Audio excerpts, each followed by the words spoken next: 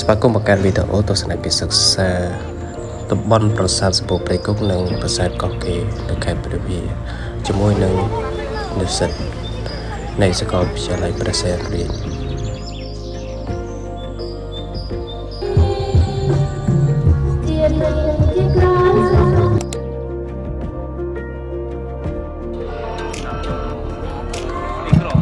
ឥឡូវនេះយើងក៏បានមកដល់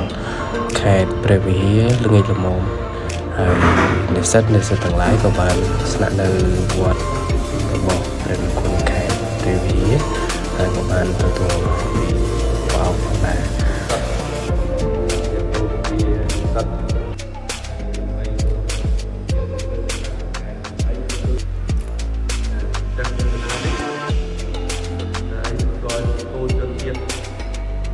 ពេលព្រឹកឡើងយើងក៏បានបន្តដំណើរទៅទៀតហើយទស្សនកិច្ចសិក្សានៅប្រាសាទកោះកេរតាំងពីព្រឹកព្រលឹមយើងក៏បានធ្វើដំណើរទៅប្រាសាទកោះកេរប្រាសាទកោះកេរមានអត្ថន័យនឹងរឿងរ៉ាវប្រវត្តិសាស្ត្របែបណាតោះទៅតាមដានអរគ្នា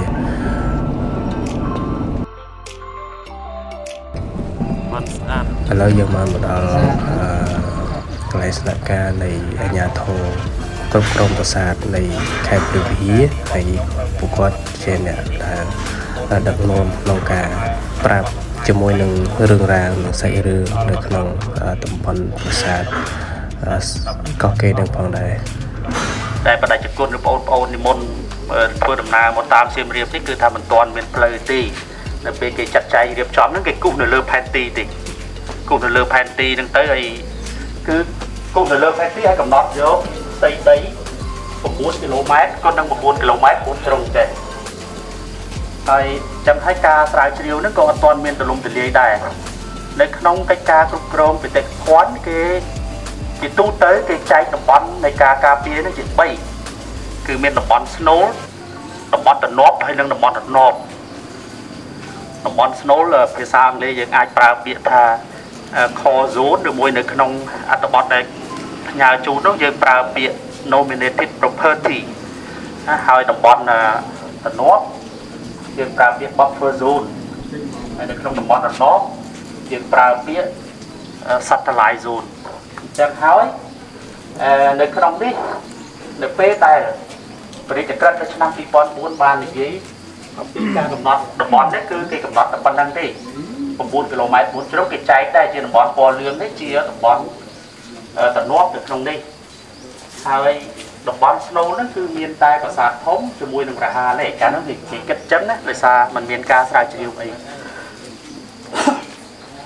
ជាបន្តបន្ទាប់ចាប់តាំងពីឆ្នាំនោះមកនៅឆ្នាំ2000កាលនោះ2004គឺគ្រប់គ្រងដោយក្រសួងវប្បធម៌និងវិចិត្រសិល្បៈហើយនៅឆ្នាំ2005បានផ្ទេរការគ្រប់គ្រងទៅឲ្យអាជ្ញាធរជាតិអប្សរាដែលកំពុងឲ្យគ្រប់គ្រងតំបន់អង្គរជាបន្តបន្ទាប់តាំងពីឆ្នាំ2005មកមានការស្រាវជ្រាវជាហោហែអញ្ចឹងមកឃើញថាមានរាជធានីកោះកេរហ្នឹងជារាជធានីមួយសំខាន់ណាសំខាន់ទាំងផ្នែករៀបចំយើងហៅថារៀបចំរាជធានីណាឬមួយភាសាអង់គ្លេសហៅ layout of the city ហ្នឹងនិងរៀបចំប្រព័ន្ធធារាសាស្ត្រប្រព័ន្ធផ្លូវថ្នល់សាងសង់ប្រាសាទផ្សេងច្រើនចឹងហើយនៅពេលដែលយើងរៀបចំឯកសារអាជ្ញាធរជាតិព្រះវិហារបានមកគ្រប់គ្រងតំបន់រមណីយដ្ឋានប្រាសាទកោះកេរនៅឆ្នាំ2016ចាប់ពីពេលហ្នឹងមកយើងក៏គិតគូរថារៀបចំឯកសារទៅយើងទៀមទាត់ទៅលើលទ្ធផលនៃការស្រាវជ្រាវឃើញថាมันអាចទេតំបន់ស្នូលដែលកាន់ពុកប៉ុណ្ណឹងហ្នឹងគឺតិចណាស់ព្រោះមានតាមហ្នឹងមានប្រាសាទច្រើនដែលមានឈ្មោះប្រាសាទនៅតាមហ្នឹងសូមពិនិត្យបន្ថែមទៅលើផែនទីដែលបានចែកជូនដូចគ្នានឹងផែនទីហ្នឹងបាទចឹងហើយយើងក៏កំណត់តំបន់ការពារជាថ្មីគឺតំបន់ពណ៌ក្រហមនេះចាត់ទុកថាជាតំបន់ទី1ឬ nominated property ហ្នឹងហើយតំបន់នៅក្នុងខ្សែពណ៌លឿងទាំងអស់នេះជាតំបន់ការពារទី2យើងពង្រីកទៅខាងលើនេះទៀតយើងស្នើពង្រីកបន្ថែមទៅខាងលើពីព្រោះប្រជាជនគ្រប់បងប្អូននិស្សិតអាចមើលឃើញថាខ្សែខ្មៅមួយនេះគឺជាផ្លូវបុរាណគេថា ផ្លូវបុរាណគឺមួយយើងប្រើជាភាសាអង់គ្លេសនៅក្នុងឯកសាររបស់យើងគឺ Royal Road ដែលភ្ជាប់ពីតំបន់អង្គរទៅវត្តភូទៅតំបន់ប្រាសាទវត្តភូនៅក្នុងប្រទេសឡាវសប្តាហ៍ថ្ងៃប៉ុន្តែអរិយធម៌ដែលកើតទៅពេលនោះគឺជាអាណាចក្រខ្មែរតែមួយទេចឹងហើយផ្លូវហ្នឹងគឺវៀងទៅលើវៀងភ្នំដងរែកនោះវៀងភ្នំរែកតរផុតភ្នំដងរែកទៅតំបន់ស្ទឹងត្រែងគឺថាឡាបរិវត្តនោះបានទៅផុតបើយើងគិតសប្តាហ៍ថ្ងៃគឺតំបន់នៅគេហៅមុំ3នៅតាមជួរភ្នំដងរែកនេះបើនរណាបានធ្លាប់ទៅអីផុតហើយនឹងផុតជួរភ្នំដងរែកតែអាចធ្វើដំណើរទៅវត្តភូបានអញ្ចឹងហើយសួរថាផ្លូវហ្នឹងខ្ញុំកណ្ដាលបើកវងកញ្ចក់ផ្លូវហ្នឹងមានសារៈសំខាន់អីទី1ផ្លូវដំណើរផ្លូវពាណិជ្ជកម្មឯធម្មតាហើយក៏ផ្លូវជាផ្លូវធម្មយាត្រាដែរពីព្រោះមានសាលាចរិតអីផ្សេងនិយាយអំពីធម្មយាត្រាដែរឧទាហរណ៍មានសាលាចរិតមួយនិយាយពីធម្មយាត្រាចេញពីតំបន់កោកាត់តាមដបគេហ្នឹងទៅតំបន់ព្រះវិហារទៅប្រាសាទព្រះវិហារផ្សេងៗហ្នឹងទៅដូច្នេះមកដល់សប្តាហ៍ថ្ងៃនេះតំបន់ការពាររមណីយដ្ឋានប្រាសាទដបគេបើគិតជារួមគឺនៅរក្សាផ្ទៃដី9គីឡូម៉ែត្រ4ជ្រុងដដែលគ្រាន់តែបែងចែកជាតំបន់1តំបន់2និងតំបន់3ច្បាស់លាស់ហើយបន្ថែមពីហ្នឹងទៅក៏ទៅពង្រីកបន្ថែមដែរទេអញ្ចឹងយើងអាចគិតថាមានផ្ទៃដីប្រមាណជា8000បាទ8900ហិកតាជាងនៃការគ្រប់គ្រងនេះក្នុងហ្នឹងមានភូមិមួយនៅកន្លែងនេះគឺភូមិកោះកេរដោយសារមានប្រជាពលរដ្ឋនៅនឹងយូរហើយយើងមិនរើគាត់ទេគឺថាគាត់ជាបេតិកភណ្ឌមួយដែរអញ្ចឹងទុកគាត់ឲ្យនៅក្នុងតំបន់ការពារព្រោះភាសាអក្សរសាស្ត្រជំនឿទំនៀមទម្លាប់ប្រពៃណីអីសិតតែពួកគាត់ជាអ្នករក្សាពួកគាត់ជាអ្នកដឹងនៅក្នុងតំបន់បេតិកភណ្ឌទាំងមូលណានេះកណាសូមមកសង្ខេបឲ្យខ្លីអំពីកិច្ចការងារគ្រប់គ្រងហ្នឹងហើយភ្លេចប្រាប់ទៅបើសិនតែមើលនៅក្នុងផែនទីពួកយើងនៅនេះទេឥឡូវតែកំពុងនៅចុងនេះណាចឹងថ្ងៃហ្នឹងយើងមិនអាចទៅដល់ជើងនោះបាននៅផ្លូវពិបាកតែតិចប៉ុន្តែយើងមើលព្យាយាមនឹងមើលនៅក្នុងប្រាសាទផ្សេងៗដែលនៅក្នុងតំបន់ទី1ក្នុងផែនទីក្នុងកម្មវិធីដែលកណាព្រៀងជូននោះហើយទទួលបានការឯកភាពពីនៃបដិជទុនសកលវិទ្យាការហ្នឹងគឺយើងព្យាយាមមើលនៅក្នុងប្រាសាទតំបន់ទី1ពីព្រោះយើងអត់មានពេលច្រើនទេណាអញ្ចឹងរាល់ឯកសារអីហ្នឹងច្រើនណាស់ដោយដុកទ័រដិរិទ្ធគាត់បញ្យល់បន្ថែមអញ្ចឹងគឺព័ត៌មានច្រើនរឿងរ៉ាវច្រើនតែពេលវេលាយើងប៉ុន្តែមិនសមល្មមនឹងឲ្យយល់បានជ្រៅជ្រះទេ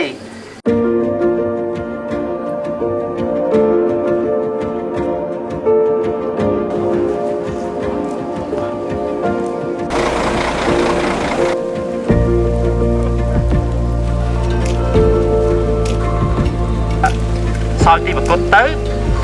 សិលាចារឹកនិយាយថានៃប្របាទជ័យវណ្ណទី4ហ្នឹងឡើងក្រុងរាជនៅឆ្នាំ928ហើយនៅឆ្នាំ942លោកសោយទីប្រកបនៅរាជធានីកោះកេរនេះបុត្រត្រារបស់បាទជ័យវណ្ណទី4ឈ្មោះហាសៅរ៉ាម៉ាន់បានឡើងក្រុងរាជនៅឆ្នាំ942 2ឆ្នាំក្រោយមកព្រះអង្គក៏សោយទីប្រកបបន្ទាប់មករាជាក្រោយដែលឡើងក្រុងរាជក្រោយព្រះនាមរាជចន្ទ្រវរ្ម័នហើយនៅក្នុងឯកសារប្រវត្តិសាស្ត្រគេតែងហៅរាជចន្ទ្រវរ្ម័នទី2លោកឡើងក្រុងរាជបន្តហើយលោកក៏ត្រឡប់ទៅអង្គរវិញលែងនៅកោះកេរហ្នឹងទៅអញ្ចឹងសួរថាតើពេលនោះរាជធានីកោះកេរបោះបង់ចោលទេអត់ទេយើងបានឃើញវត្តមានមន្ទីរពេទ្យរបស់ព្រះបាទជ័យវណ្ណទី7ដែលកើតនៅក្នុងអំឡុងឆ្នាំ1000សតវត្សទី13ណា12 13ហ្នឹងយើងអត់ដឹងថាសង់ទៅពេលណាទេដែលព្រឹកមិញបានជម្រាបជូនហ្នឹងគេថាគេកែប្រាសាទមួយប្រាសាទលឹងមួយទៅជាមន្ទីរពេទ្យប្រាសាទមន្ទីរពេទ្យគឺកន្លែងបន់ស្រន់មន្ទីរពេទ្យអញ្ចឹងខ្ញុំកណាសង្ខេបបន្តិចថានៅពេលដែលមកដល់រាជធានីកោះកេរដំបូងគេគិតរួចថាប្រហែលជាប្រាសាទហ្នឹងសង់ប្រាសាទហ្នឹងមុនគេពួកប្រាសាទហ្នឹងនៅផ្នែកខាងជើងបំផុតនៃរាជធានីកោះកេរក្នុងចំណោមប្រាសាទនៅស្ថានីយ៍បុរាណវិទ្យាជាង100នៅក្នុងរាជធានីកោះកេរហ្នឹងប្រាសាទហ្នឹងនៅខាងជើងបំផុតហើយអត់មានទៀតទេនៅពេលយើងជិះមកវិញគឺអត់មានប្រាសាទទៀតទេមាននៅហ្នឹងចាប់ដើមទៅ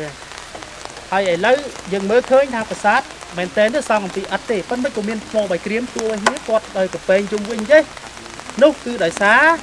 គេគិតថាមានការសាងសង់បន្ថែមនៅតួថ្មបាយក្រៀមនេះនៅសម័យក្រោយអញ្ចឹងហើយប្រាសាទជាទូទៅសង់មានតួ1តួ3ឬតួ5 nơi lơ khươn để muối vậy đi một tay hơi nơi thằng bốc đi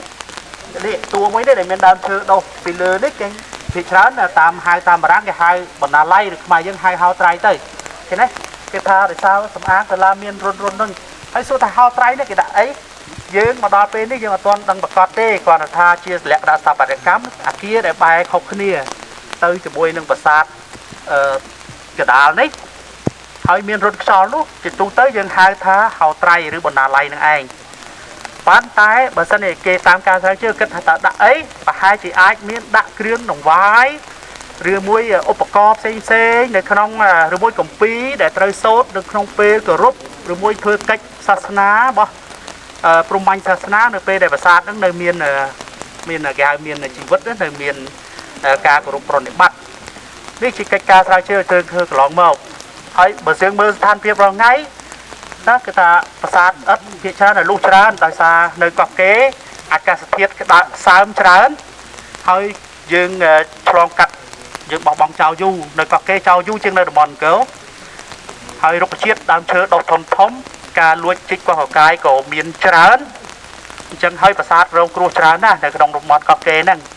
hơi phát ấp nó rồi lục lẹ những cái xe khai phát nó không tới cái bài phát với ai ấp lẹ ấy máu dương trong ấy đám chứa đầu tới chặt tục chia sọc hoàn phiệp muối này chụp vào bảo sát cho muối nâng rục chiết cái vấn đề có bị ai bằng co oi miến hai niệm phay trong cả bạn bay ở lung bảo sát đây chẳng hay xua tha ta dân tục oi bảo sát nơi rong cua chắc rồi muối dân cua tái phơi cả vậy rồi thằng ấy nhà thôi chụp về here nâng miền mình nơi mình tràn đây mình trai chạy cái tên nâng cục chùm điên hàng vi sạc co tập về co bổ ran vị chia thay áp vọt cho nó bót để cho chúng tôi vọt dạ cùng mấy nắng miên giờ tới và chỉ xăm sập nhẹ thế này nơi cọc kê nâng họ dừng miên là chăm nắng mà phây nhẹ tế dừng miên poloco sầm rạp thay tôm nâng áp phải và trăm ngày nắng miên tiếng đọc né rồi dừng miên săn sóc áp phải dừng hai săn sóc áp phải miên để tí cà phê bể chư chui cà phê ca lôi tụp scat ca lôi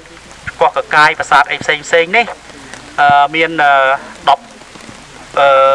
phẩm bảy nè này dương miền phần năng chắc là dương mình miền cầm lăng tràn tì mùi tiết ca áp thể đẹp và sát rồi mùi chua và sát trời ca trong này thật ca tràn này hay trong quần na trong mình men này dây priệp thiệp tết của mình tay và chia bồ rót dương vô đăng phi cách ca thay tóm áp thể đẹp và sát nó tích là lòi tê tích là lòi tê lấy u ta ho ta bờ sân này dương thưa cái hai vị thi đây ở kia bật chay sầm rạp càng nghe ở bên rạp sát đang chỗ bón sang song vót và hai chi dương vô tới lưới ca sang song bón sang song vót rứ ấy biên sạ sầm khan chiêng của dương ở phát công đất dương ban đồng lông phật tích thà và sát biên sạ sầm khan men biên mò đỏ cắt phay vẫn ban bọn đồn tài dương mến của mình thấy dương mơ tới dương khơi thà ở miền ấy product bát to được tiền tỷ vấn tái nhằm xong lùm lấp đây trồng riêng chôn thà riêng rót tháng ngày miền bị chia bồ rót bao ngày quạt tay mau cờ rốt to cờ rốt bố chia bon sron tam chồng nưa bọc quạt riêng luôn quạt sắp bon ấy quạt thử ấy dương ở đằng này đang dừng đại là xua quạt thà mọc bon ở bầy ấy đó nè phần dương Iceman vô thì tu tới thà cả bon sron bọc chia bồ rót dương chụp bố ti cả rạ bố chia hai không kia đấy lia bầm non sông sóc sông sập bái bon song sông đi sông đâu ấy chỉ riêng thom đa những thế chẳng miền đây thà tụ bay giang ná tụ bay dương lên cờ rốt tới promanh sạt ná còn tái dương chùm nô hơi vĩnh nơi chùm nửa rồi mỗi đẹp khác cô vô thà pro để bắt tới chia bài bột sạt ná anh nó cô đời xa ca vô đăng vào dương ở smart cái này đi chỉ đường thom đa thì ở đây thì sầm khăn nó phốt cứ ao tay mà nước nơi tay cờ rốt pro để bắt hơi cho rùm cà pía thay tôm đồng ở cái này nốt và sát nước ai nơi công vông rồi bây giờ chùm nưa đọt cầm nứt ấy xây nước bao dương nơi mà to chỉ mai là hốt ban được một tiếng đây còn ai tranh mau cầu rê tích xiêm tinh mình đang ấy na đấy ai đang còn bạ vô lực nên dây lên cao đây này ngay chẳng hỏi trong mà na trong sông mà khép chu để clay vào phần nắng hơi càng nghe pro bắt được thay tóm nó dương thưa chỉ mà to ro ngay nè ọt miên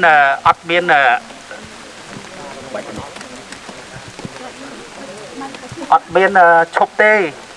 តហកខ្ញុំកណាអីបើក្រុមអីព្រឹកមិញឈរហ្នឹងសិតអ្នកអត់មាននៅហ្នឹងទេនៅវាភ្នំពេញនៅសៀមរាបនៅកំពង់ឆ្នាំងនៅអីទេសិតអ្នកចម្ងាយទេមិនមកនៅហ្នឹងដើម្បីអីព្រោះខ្លះរៀនបរាណវិទ្យាខ្លះរៀនការងារអភិរក្សខ្លះរៀនការងារស្រាវជ្រាវអីចឹងទៅវាត្រូវតែប្រឹងប្រែងធ្វើខ្លះនៅតំបន់ហ្នឹងចឹងទៅបាទអញ្ចឹងហើយយើងនឹងបោះបង់ចោលអត់កើតទេណាបាទសូមអរគុណសូមនេះប៉ុណ្ណឹងបើមានសំណួរសូមចំពោះស្ថានភាពនៅប្រាសាទតំបន់កោះកេរនេះមានការរងផលប៉ះពាល់ពីសង្គ្រាមឬក៏ពីក្របបែកអត់ដែរនិយាយពីរឿងផលប៉ះពាល់នៃសង្គ្រាមច្រើនក៏គេមានដែរព្រោះសម័យសង្គ្រាមគេដាក់មូលដ្ឋានទ័ពនៅនឹងដែរតែសារភូមិនឹងទូចមួយមានប្រជាជនហើយបណ្ដៃខ្មែរក្រហមចេះចេញចូលដើម្បីណែ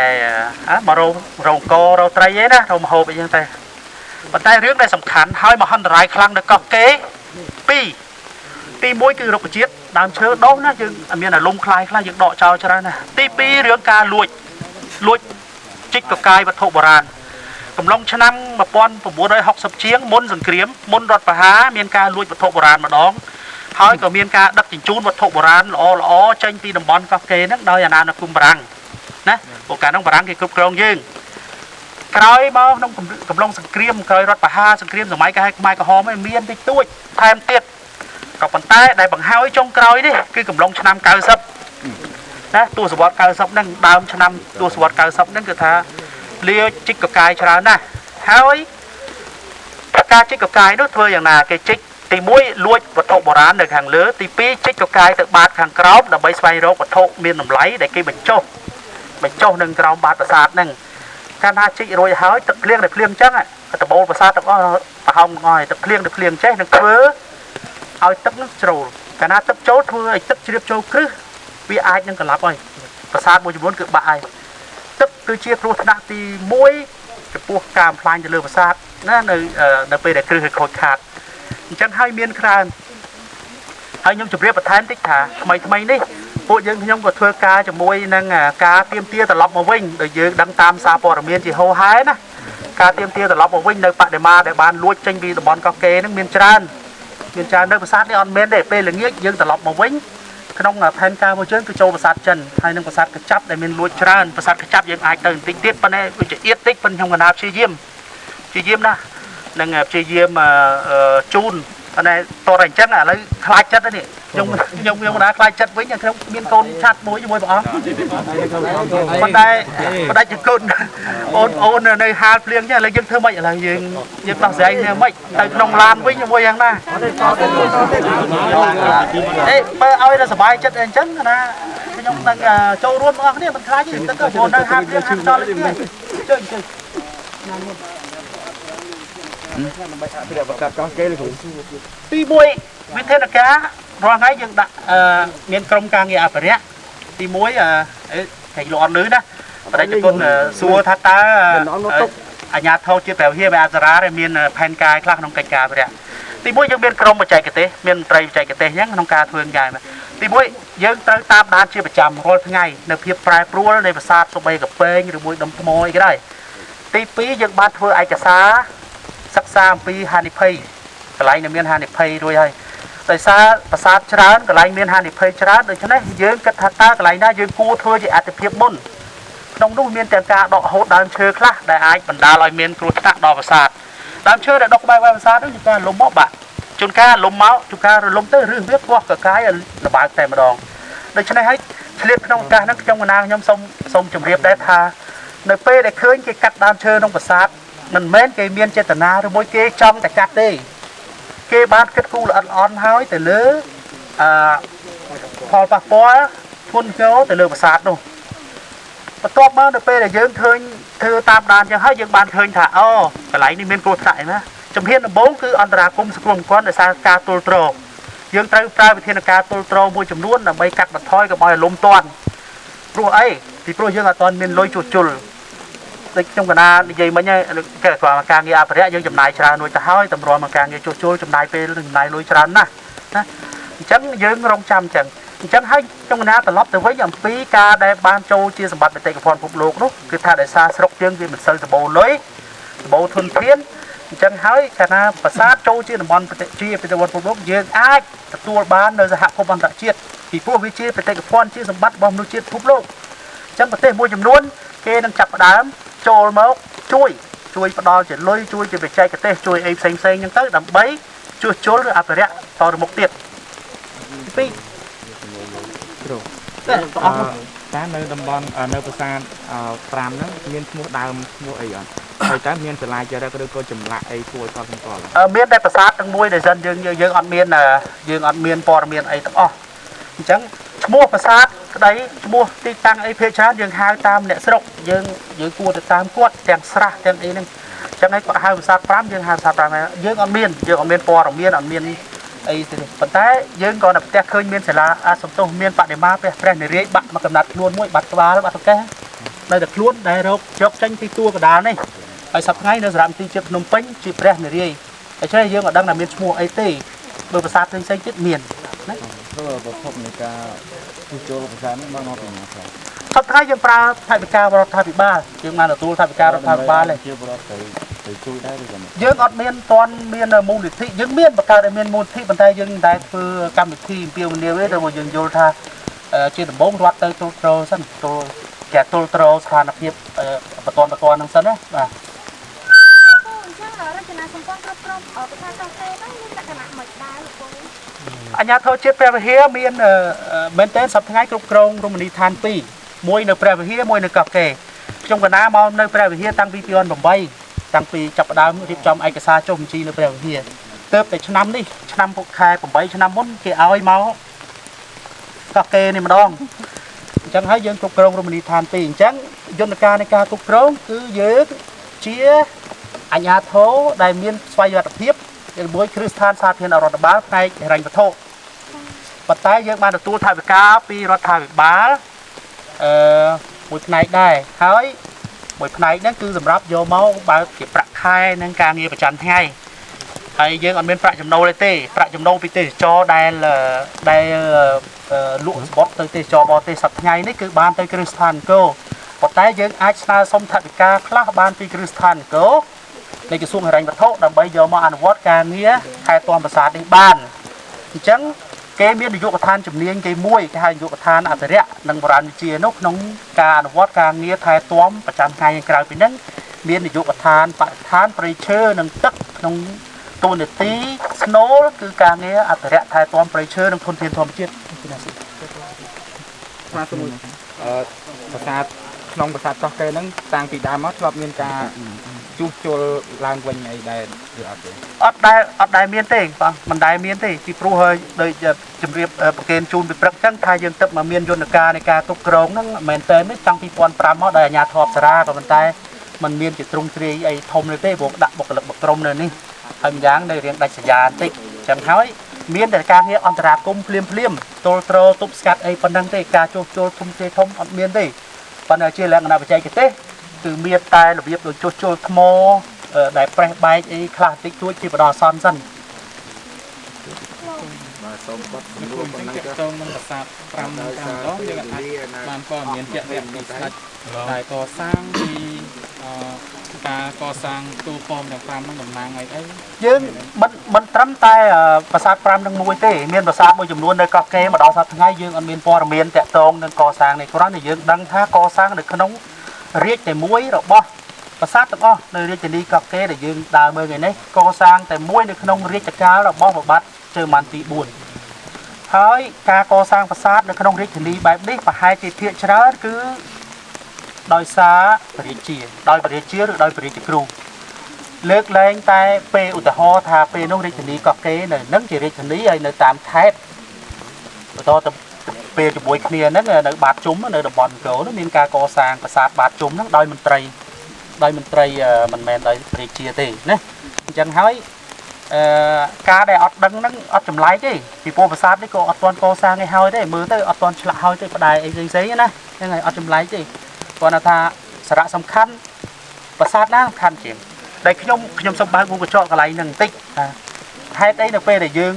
អានអត្ថបទកាន់តែច្រើនយើងពិនិត្យទៅលើកោះកេរកាន់តែច្រើនយើងកាន់តែឃើញភាពមហោស្ចារនៃរាជធានីនៃអធិពលនៃអំណាចរបស់រាជានឹងណាក្នុងរយៈពេល20ឆ្នាំព្រះ ព្រះអង្គសាងសង់ប្រាសាទធំធំសាងសង់ប្រព័ន្ធធារាសាស្ត្រសាងសង់ផ្លូវថ្នល់សាងសង់សំណង់ទឹកសាងសង់អីផ្សេងច្រើនណាស់គឺថាបើសិនជាយើងសម័យមើលទៅតិចទៀតទាំងអស់គ្នាទៅដល់ប្រាសាទធំយើងគិតថា20ឆ្នាំយើងមិនមែនទេតិចណាស់បើយើងធៀបទៅអង្គរវត្តព្រះបាទសូរ្យាបានទី2សង់អង្គរវត្តមួយនៅរាជធានីអង្គរនៅពេលហ្នឹងក្នុងរយៈពេល20ឆ្នាំលោកសង់អត់ហើយទេនៅសល់មួយជ្រុងខាងអេសានមិនទាន់ឆ្លាក់រួចរាល់ទេអញ្ចឹងអង្គរវត្តតែមួយឯប៉ុន្តែក៏គេសង់ច្រើនយ៉ាងហ្នឹងហេតុអីបានសង់ហើយ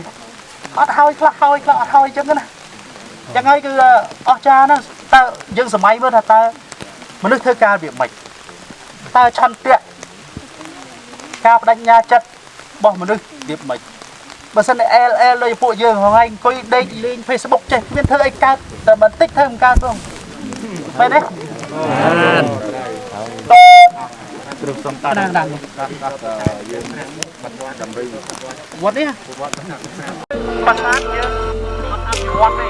យើងអភិវឌ្ឍនេះតែប្រើឲ្យមនុស្សមើលប្រាសាទនេះប្រាសាទមានថែទាំទេលើបាររត់តាមគោក្រុម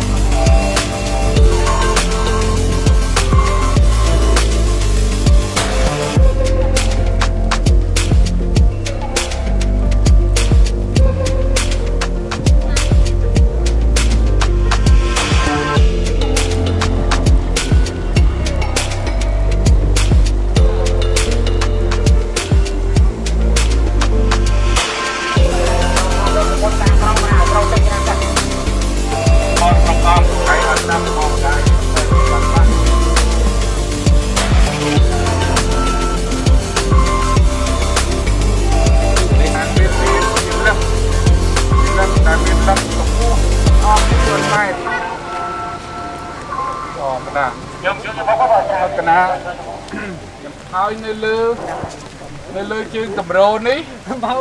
គឺជាលឹងដែលមានកម្ពស់ទាំងអស់ទាំងជើងតម្រោខាងក្រោម3ម៉ែត្របូកនឹងលឹង4ម៉ែត្រទៀតទាំងអស់7ម៉ែត្រលឹងហ្នឹងមានរាងមូលនៅខាងលើបាទហេតុអីបានជា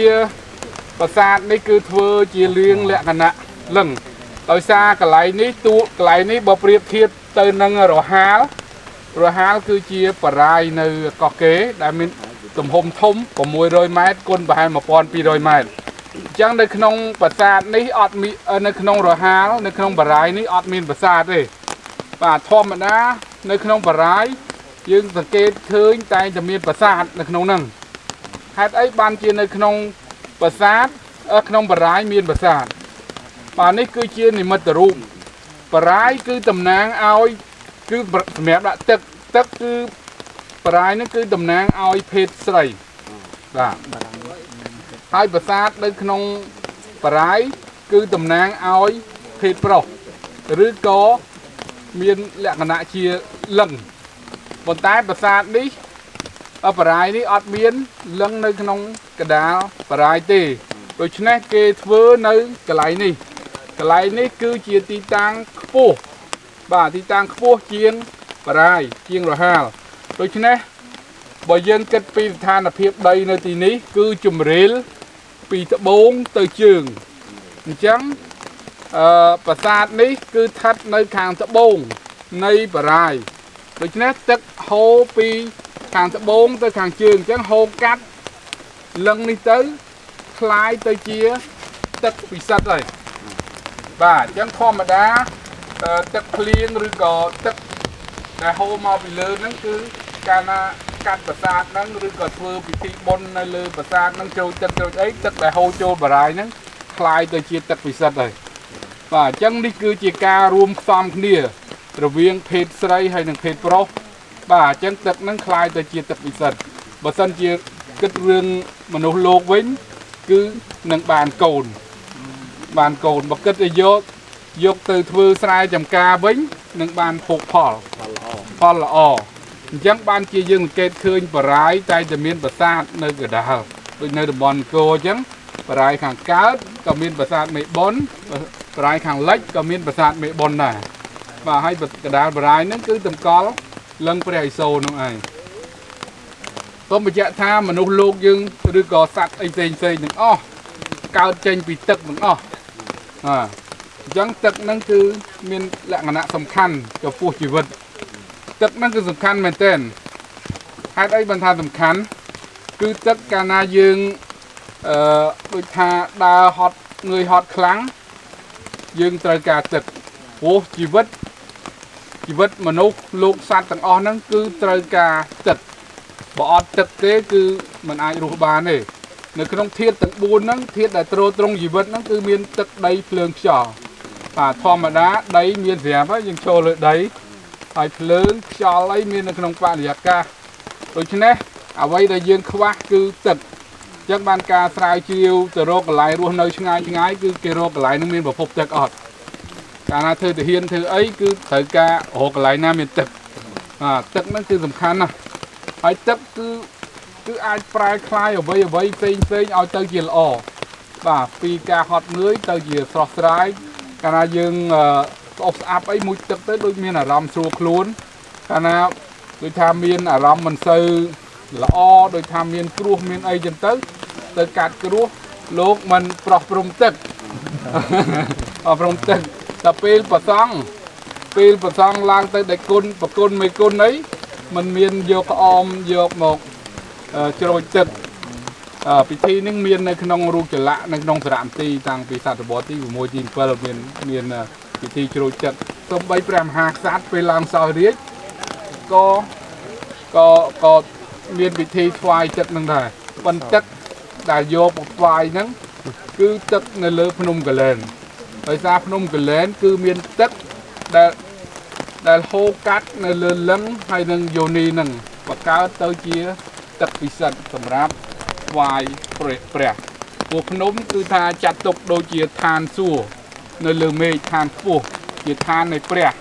từ trên đấy cứ dục tật nâng một prom cứ và miền chụp miền chì và chẳng đi cứ chia sạ tầm khăn này tật còn mà đá có cana về đời bồn chung ấy còn miền điệp trong bị thi thay nó con đồn ta hay bị chun để tam tật đôi giặc nia ta và được cái tật về tầm khăn à một nhom dưới và hai chi phí bay mong mình chọc mình ta lấy xong khai khép bên đây tha và ra đấy cứ sầm khăn sầm ráp oi bãi ní khai tới chia tật bị sạch sầm ráp pra nơi khăn nông riêng chân nì và thò mà đá cứ riêng chân nì muối cứ trâu tà miên bãi bốn nơi khăn nông chùm non bồ rán chia bị xe dược đăng sả la chả rắc đau và chẹ tha tua được ti bỏ prem hạt sát về làng sỏi riết cứ trâu riêng chăm cách bay giang rước là trâu thưa bị thi bay ti muối và tam sả la chả rắc nơi trong riêng và ba ân rạ và man ti muối nơi trong sạch của ti muốn ba này dây tha nông ở dạ pil pram ngày và to bị làng krong riết và ong nâng chi miền này tập ong nâng lơ bãi và ti muối khật chi bãi đâm bay vơ tật bị sắt pra nơi trong riêng này ti pi trâu song và sát đâm bay ưu tư từ đó đôn ta và cứ và sát bẹt cô nơi tận nụ và sát cô biên tu pom và muối tu pom khang mốc bấy thốn khang khối túi tầm nang oi phết pro nâng phết sầy và chỉ đôn ta đôi bộ bát chơi và man ti pi chẳng cứ nơi tu pom khang mốc trong cái đào hay phải chia dê bóng cứ nơi tu pom hàng cào và được chứ này và sát đều từ đó đôn ta phía chớn thư nơi lứa khươn tại mùi và hay miền tua pom cháo nè miền tua pom pi tua pom buôn tua pom bầm môi và tua pom bầm bay bầm buôn từ tam cái đồn gì ta đều prem hạt sạn sòng thoại tôi nơi và sạn rùm nơi cọc kê ní cứ miền tua pom cháo kia nằng miền bầm bay bầm buôn và được chứ này cứ từ tam cái đồn gì ta hai tuần ti môi tiết bóng thử co sáng và sát nùng và đâm bấy bóng tua copy và sát đồn ta cứ xong là lơ vi riệp và vi riệp mà đôi và sát pram đại dương mơ mình nắng cứ và hai chia xong và sát nắng sầm ráp ủ tư đo đồn ta thì mình men sầm mẹp lại thì để ta và sát nắng thật là lơ vi riệp hay lơ khươn tại mùi bộ và sát nùng đôi cọc kê nắng តែមានរៀងជាពីរ៉ាមីតហ្នឹងគឺធ្វើឡើងដើម្បីព្រះមហាក្សត្រគោរពបូជាពេលព្រះអង្គនៅមានបជនពេលព្រះអង្គសោយទីមង្គលទៅព្រះអង្គនឹងសោយសុខនៅឋានរបស់ព្រះអង្គចឹងបានព្រះអង្គដាក់ឈ្មោះប្រាសាទជាមួយនឹងឈ្មោះព្រះអង្គគឺពាក្យច្រើនពេលព្រះអង្គសោយទីមង្គលទៅគឺទៅឋានសួគ៌បាទអញ្ចឹងប្រាសាទកោះកេរនេះព្រះបាទជ័យវរ្ម័នទី4បានរៀបចំប្រាសាទហ្នឹងគឺដើម្បីព្រះអង្គឡើងទៅឋានសួគ៌រួចហើយដោយសារដាក់ឈ្មោះត្រីភូវនេស្វរាគឺថាព្រះអង្គជាព្រះឥសូរនៃភពទាំង3អញ្ចឹងព្រះអង្គពេលសូម្បីព្រះអង្គសោយទីមង្គលទៅក៏ដោយក៏ព្រះអង្គត្រូវតែមានអំណាចទៅលើអ្នកកាត់ក្តីគឺព្រះយមរាជនឹងឯងអញ្ចឹងបាននៅប្រាសាទកោះកេរហ្នឹងមានគេហៅថាសាលព្រះយមកាត់ក្តីនៅខាងមុខប្រាសាទរួមដែលជាប្រាសាទឧទ្ទិសដល់ដូនតាហើយនឹងប្រាសាទធំឧទ្ទិសដល់ព្រះអង្គអញ្ចឹងអ្វីដែលស្លាប់អ្វីតែសោយទីមង្គលហើយនឹងត្រូវកាត់ក្តីហើយនឹងត្រូវសម្រេចថាត្រូវទៅឋានសួគ៌ឬក៏ឋាននរកអាហ្នឹងគឺមានចែកនៅក្នុងទាំងព្រហ្មញ្ញសាសនាទាំងពុទ្ធសាសនាបាទឥឡូវយើងនឹងមើលសូមថតប្រាសាទថ្នានេះទៅពួកប្រាសាទនៅខាងក្រោយនេះគឺមានតែចម្លាក់តម្រលឹងគឺតំណាងឲ្យភេទស្រីជាយោនីហើយនៅខាងលើហ្នឹងគឺលឹងតែប៉ុណ្្នឹងឯងសម្រាប់ក្បាលដែលនៅសល់នេះគឺជារូបចម្លាក់អីដែរក្បាលហើយណាបាទមកកអូសត្វបាទសត្វមកកហ្នឹងធម្មតាគឺគេច្រើនប្រើសម្រាប់ឲ្យទឹកនឹងហូរចេញពីមាត់មកកបាទលោកគ្រូរចនាស្រាប់ហូតទឹកហ្នឹងតើកសាងដោយថាបដិយកម្មរូបខ្លាំងទៅអត់មានសាលាចរិតផ្ដល់ព័ត៌មានរងដូចនេះខ្ញុំកណាអត់ដឹងដែរគ្រូប៉ុន្តែគាត់ដឹងនៅក្នុងរាជព្រះអង្គហ្នឹងដូចជាប្រភេទថ្មអីដែរហើយបរិវេណនៃប្រាសាទពាំងខ្នាហ្នឹងមានទំហំថ្មដែលកសាងនេះគឺប្រើថ្មពីរប្រភេទទី1គឺថ្មភក់នេះហៅថ្មភក់ខាងនេះហៅថ្មបាយក្រៀមហើយទំហំប្រាសាទនេះគឺ7ម៉ែត្រ4ជ្រុងចម្ងាយពីនេះទៅដល់តាពាំងប្រហែលជា30ម៉ែត្រគ្រូកណាមិនច្បាស់ទេតាពាំងនេះប្រហែលជា50ម៉ែត្រហើយជា50ម៉ែត្រ4ជ្រុងតាមមានទំនួលអាចដោយសារលឹងខាងលើបាក់បែកបើសិនជាយើងផ្គុំយើងនឹងអាចដឹងរូបរាងច្បាស់លាស់យើងមើលនៅក្នុងផែនទីខាងមុខនោះគឺគេផ្គុំសាកធ្វើផែនទីផ្គុំសាកលបងឡើងវិញយើងដឹងថាលឹងហ្នឹងកម្ពស់ខាងលើហ្នឹង4ម៉ែត្រយើងតម្រូវ3ម៉ែត្រដូច្នេះទាំងអស់7ម៉ែត្រទាំងលើទាំងក្រោមប្រាសាទនេះបាក់បែកនៅក្នុងកំឡុងពេលណាប្រាសាទនេះកំឡុងបាក់បែកខ្ញុំកណាក៏មិនច្បាស់ដែរបាក់បែកនៅសម័យរាប់រយឆ្នាំមកហើយនឹងសិតតែមានចម្លាក់បាទចម្លាក់ថ្មចម្លាក់ទេពចម្លាក់ព្រះឥសូររូបអីហ្នឹងជុំវិញថ្មហ្នឹងហើយយើងលើកថា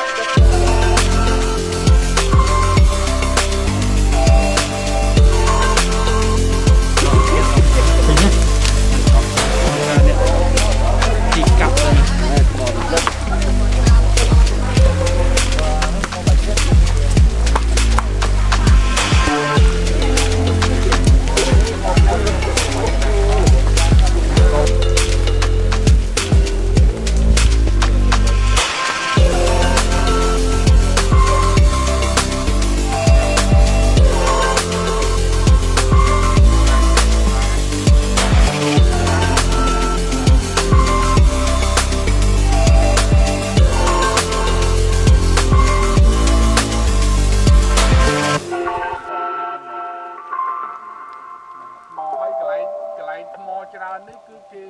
មានកន្លែងស្នាមជីកយកថ្មហ្នឹងយកទៅកសាងប្រាសាទបាទនៅផ្នែកខាងឆ្វេងដៃនោះមានស្នាមកន្លែងជីកថ្មដាប់ថ្មយកទៅធ្វើប្រាសាទបាទ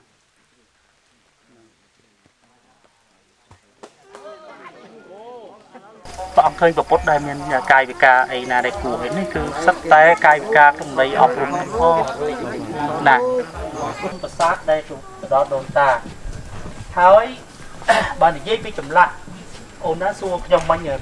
គ្រុតពេលចូលមកមិនគ្រុតទេនេះមិនព្រះអង្គឯងតែមានទ្វាបាលនេះណាទ្វាបាលហ្នឹងគាត់បង្ហាញអំពីរចនាបថនៃសម្ពុតឬមួយសម្ភារពាក់តាមសម័យកាលនីមួយៗឯងក៏ប៉ុន្តែយើងអាចយល់បានថាមានតែបើបដោតអារម្មណ៍ទៅមើលនៅកោះកេរមានតែចម្លាក់កន្លែងហ្នឹងទេកាលពីដល់អត់មានមានគេហៅយើងហៅខ្លងទ្វារហ្នឹងខាងកើតនិងខាងលិចខាងលិចឲ្យលុំច្រើនហើយខាងកើតហ្នឹងមើលគ្រប់គ្រងខ្លាំងណាស់ទៅហើយតែព្រឹកមិញកណានិយាយពីរឿងអភិរក្សពីរឿងជួសជុលអីណាផ្សេងហ្នឹងនោះគ្រាន់តែអាផ្លូវយើងដើរមិញអាលុំអស់ហ្នឹងឆ្នាំមុនយើងធ្វើការស្រាវជ្រាវដើម្បីរៀបចំឯកសារជួសជុលណាគឺថាពិបាកណាស់ក្នុងការជួសជុលត្រូវការពេលវេលាច្រើនត្រូវការថវិកាច្រើនមិនមែនខ្ញុំកណានិយាយរឿងថវិកាដដែលទេប៉ុន្តែបើអត់មានលុយធ្វើអីវាមិនចាញ់មែននេះហើយការងារមិនស្រួលទេត្រូវតឡើងអីតឡើងឡានស្ទូចឡានអីដងស្ទូចណាមិនអាចធ្វើបានបើធ្វើដោយដៃទៀតចំណាយពេលវេលាកាន់តែយូរសុំសួរកណាមុនយើងមើលទៅខាងនោះខាងស្ដាំទៅវែងកណាមានកំពែងច្រើនជាន់កណាវែងខាងនោះវែងនេះឯកំពែងនេះទី3ណាហើយដូចមានស្រះមួយនៅខាងនោះនឹងមានស្រះមួយកសិនបងកសិនចុះរហាលនៅត្រង់ណាទៅខាងនៅមុខដូចក្នុងពោះគាត់ទៅពោះហើយចេញទៅវិញបានឃើញណាហើយមិនបានកំពែងច្រើននោះមួយជាន់ផងនេះផងតាមការស្រាវជ្រាវកន្លងមកយើងមិនទាន់វិនិច្ឆ័យបានថាយ៉ាងណាទេប៉ុន្តែគ្រាន់តែគិតថាចេះតើប្រហែលជាសង់ដំបូងសង់នេះសង់សាទរួមនេះតែកណាពិតនឹងក្រៅមិញរយៈពេល20ឆ្នាំមកមានមុននឹងក្រោយហ្នឹងគាត់ចន្លោះពេលជាមួយអនុមុននឹងក្រោយហើយចាប់នេះដំបូងក្រោយមកចាប់ដើមក្រៅនោះខាងក្រៅនោះប្រហែលសង់ជាមួយគ្នានឹងប្រាសាទធំពិសេសគឺប្រាសាទគុកក្រៅនោះមិនមានន័យថាព្រាមរោហិតមន្ត្រីស្ដេចត្រូវឆ្លងកាត់កោងកនរិញតាមកំពែងណាទេអត់ទេដូចមិនសូវមានការគិតទៅដល់នោះទេព្រះអង្គគាត់ណាតាមការគិតពីទូទៅនៅក្នុងប្រាសាទមិនមែនជាលំនៅឋានទេប្រាសាទជាកន្លែងទេពដាក់តម្កល់ទេពដូច្នេះអ្នកដែលអាចចូលបានមានតែព្រាហ្មណ៍បរហិតបរិជ្ជគ្រូនិងបរិជ្ជាទេនិងមហាក្សត្រទេมันអនុញ្ញាតជូនអីទេទស្សនិកជននៃទូទៅជាសាធារណៈទេអញ្ចឹងហើយខ្ញុំកណាយល់តាធ្លាប់គិតដែរដោយសារមានរបាំងយ៉ាងច្រកតែមួយហ្នឹងប្រហែលជាมันអាចចែកគ្នារវាងផ្លូវខ្សាត់និងផ្លូវព្រាហ្មណ៍ទេឬមួយផ្លូវខ្សាត់ខាងស្ដាំច្រកទ្វារខាងស្ដាំផ្លូវយើងក៏អត់ដឹងអាហ្នឹងតកតងនឹងវិជាសិក្សាផ្សេងទៀតគាត់ថាមកដល់ទៅនេះវាតែមួយទាំងអស់ណាមានដែរមានតូចទេប៉ុន្តែមកដល់ទៅនេះអត់មានច្រកផ្សេងទៀតទេណាអញ្ចឹងហើយបានក្នុងកម្មវិធីថាថ្ងៃនេះទោះបីតិចច្រើនត្រឡប់ទៅវិញទៅដល់រាជវាំងដើម្បីឲ្យដឹងថាកោះកេរជារាជធានីហ្នឹងមានរាជវាំងមានអីបាទឥឡូវលំអស់ហើយនៅបកគោចឹងអរគុណចឹងបាទមុនពីចាំយើងទៀតទេ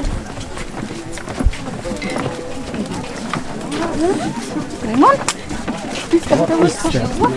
វ៉ាវចឹងក៏ចង់បញ្ជាក់បន្ថែមតិចថាមិនមែនថាក្នុងរចនាបថមួយការសាងសង់ប្រាសាទពីឥដ្ឋផងពីថ្មផងពូកផងមកបីព្រាបនោះសង់បានទេមានស្នូកនេះគេដាក់ទេ3មានទេ3នៅក្នុងហ្នឹងប៉ុន្តែដោយបើក្នុងព្រហ្មញ្ញសាសនាទេ3នោះភាគច្រើនមានទី1មានទេវៈមានអតោមានព្រហ្មហើយគឺអាចមានព្រះរាមព្រះយៈទេថាពុំមានតែ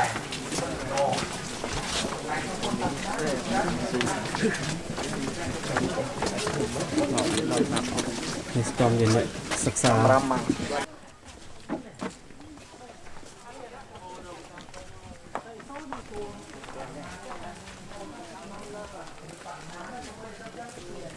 ឡូវបញ្ជូនតបៃនេះយ៉ាងណាលួចដីគេអាណាយកដីហួរនិយាយខាងដើមព្រះអង្គម្ចាស់លោកសួរថា នេះប្រាសាទចាប់ពីមុខមកដល់យើងតំណឹងហ្នឹងមកដល់តំណឹងហ្នឹងមានប្រាសាទអីខ្លះហើយសង់ style ណាខុសគ្នាមិនរចនាបថណាខុសគ្នាមិនហើយមានបដិមាអីគ្រប់អីខ្លះចឹងទៅណែដូចខ្ញុំកណាខ្ញុំបានប្រាប់ទៅខាងក្រៅមិញខាងក្រៅមិញហើយគេថាឥឡូវយើងចូលមកផុតប្រាសាទគុកផុតប្រាសាទក្រហមទៀតហើយមកដល់ទៅនេះយើងចូលដល់ខ្លោងទ្វារប្រាសាទរួមហើយណាទាំងអស់ហ្នឹងរចនាបថសិល្បៈតែមួយទេគឺសម័យកោះកេរនៅក្នុងរចនាបថសិល្បៈប្រាសាទខ្មែរទូទៅមាន12រចនាបថគេរាប់តាំងពីភ្នំដាមករហូតដល់បាយ័នអញ្ចឹងហើយនៅសតវត្សទី10គឺមានរចនាបថកោះកេរហ្នឹងកោះកេរហ្នឹងគេសំដៅភាគច្រើនគេនោះគេសម្គាល់ទៅលើនោះមើលតែផ្ដែនោះណាផ្ដែនោះគឺផ្ដែមានដងធ្នូត្រង់អញ្ចឹងហើយគឺថាស្ទើរ 100% នៅចំកណ្ដាលផ្ដែហ្នឹងឆ្លាក់លម្អដោយតម្រៃក្បាល3នឹងមានប្រអិនជីនៅលើនោះ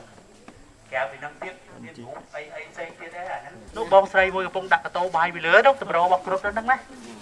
គ្រប់ដែលនៅសារមន្ទីរធំហ្នឹងហើយមាន4នៅមាន2នៅខាងហ្នឹងមាន2នៅខាងនោះទៀតមាន4គឺថានៅក្នុងសិល្បៈខ្មែរមានការបង្ហាញអំពីគ្រុឌភាគច្រើនគឺគ្រុឌវាចាប់នាគគ្រុឌនិងនាគហ្នឹងវាអត់ត្រូវគ្នាទេពីហ្នឹងណាហើយយើងឃើញតែគេឆ្លាក់នៅក្នុងសំណង់ទំនើបក្តីឆ្លាក់នៅតាមវត្តក្តីគ្រុឌនិងនាគហ្នឹងមិនមែនគេឆ្លាក់ថាពីហ្នឹងដៃគូទេអាពីហ្នឹងគឺជួបគ្នាកាលណាគឺគេថាហែកហួរគ្នាពេលហ្នឹងហើយពិសេសណែគ្រុឌអ្នកបំផ្លាញនាគណានៅក្នុងរឿងរាមកេរ្តិ៍បានបង្ហាញយើងកន្លែងហ្នឹងគឺថានៅពេលណែពលៈត្រូវសអនិច្ចរបស់ណែត្រូវសនាគកបាសរបស់អនិច្ចណាសនាគកបាសរបស់អនិច្ចហ្នឹងគឺថាអត់មានអ្នកណាព្យាបាលបានទេបរិយាមជាអវតារព្រះនារីហ្នឹងក៏ជួយបានដែរអញ្ចឹងហើយមានអ្នកណាមានតែគ្រុឌគឺជាវិញ្ញាណជំនិះរបស់ព្រះនារីគាត់គ្រុឌទៅអានាគហ្នឹងទៅចាញ់ហើយតំងកំណយដល់ចឹកវាតន់ណាហែកវាតន់យ៉ាងហ្នឹងគ្រុឌចឹកអាហ្នឹងតាក់តងយើងទៀតណាយើងវែងឆ្ងាយរឿងជាតិសាសរវាងជាតិសាសយើងនឹងសៀមនេះអ្នកជាតិនិយមមួយចំនួនមកបកស្រាយទៅរឿងមិនបានយើងយកនេះមិនបានសៀមមកយកគ្រុឌវាគ្រុឌគេដែរយើងចាញ់វារាល់ថ្ងៃអត់មានតាក់តងរឿងហ្នឹងសោះហើយអាណាមានន័យមានប្រយោជន៍ជាងនៅក្នុងសាសនាអាណាស្អីហ្នឹងគឺគេយកអញ្ចឹងគេបានមកយកមករឿងអស់ហ្នឹងមកចែកគ្នារឿងចាញ់នឹងឈ្នះរបៀបហ្នឹងឯណាប៉ុន្តែយើងចេះតែជ្រុលគិតជ្រុលមោទនភាពជ្រុលយូរទៅលែងចេះអស់ពោះក្បាលរវល់ដល់គិតរឿងអាហ្នឹងបើអញអានោះបើហែងនេះបើអញបើហែងចុងក្រោយអត់ធ្វើអីអត់មានធ្វើអីទេនៅតែអញហែងហ្នឹង100ឆ្នាំទៀតនៅតែអញនឹងហែងមកបាត់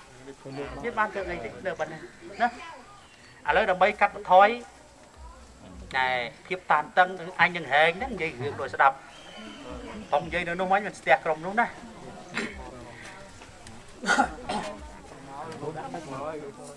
ក្រុមគេមកស្ដាប់ទាំងអស់គ្នាហ្មងទៅនៅលើដីនៅលើអាកាសឬមួយនៅពេលយប់ក៏អត់បានពេលថ្ងៃក៏អត់បានគឺនិយាយរួមទៅតបែកហ្នឹងគ្មានណាធ្វើអីវា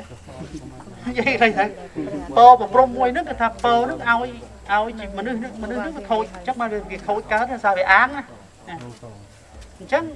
នៅពេលដែលធ្វើបាបគេឯងឲ្យខ្លាំងពេកទៅទេពផ្សេងទៅប្តឹង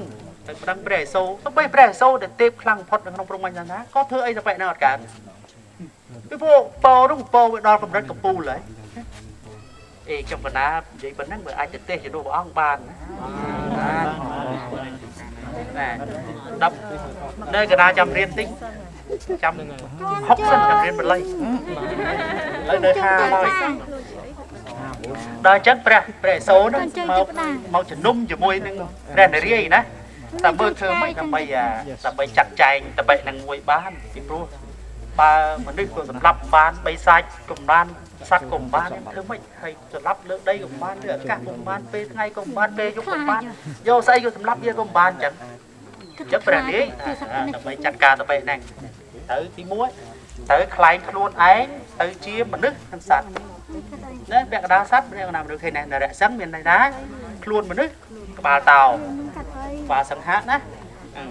ញ្ចឹងដើម្បីសម្លាប់វាបាននៅពេលណាហើយថ្ងៃសម្លាប់បានយប់ណាត់បានពលឺសម្លាប់បានលើដីសម្លាប់បានក្នុងទឹកបានអាកាសបានអាវុធអីបានអីបានគឺមានពេលវេលាមួយអំណោយផលឲ្យគឺចន្លោះថ្ងៃលិចមុននឹងថ្ងៃលិចបាត់បានយប់ ប៉ុន្តែពេលថ្ងៃដែលព្រះសូរ្យាយើងថាអស្ដង់គុតទៅបាត់ពលឺហើយ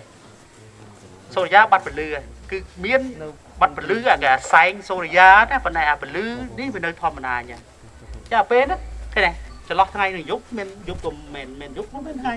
អញ្ចឹងឥឡូវឲ្យសម្រាប់ឯងលើដីបានចាប់ដាក់ឯងលើផ្លូវចាប់ដាក់លើផ្លូវមែនទេមាននៅលើដីមានលើអាកាសឯណានៅលើផ្លូវ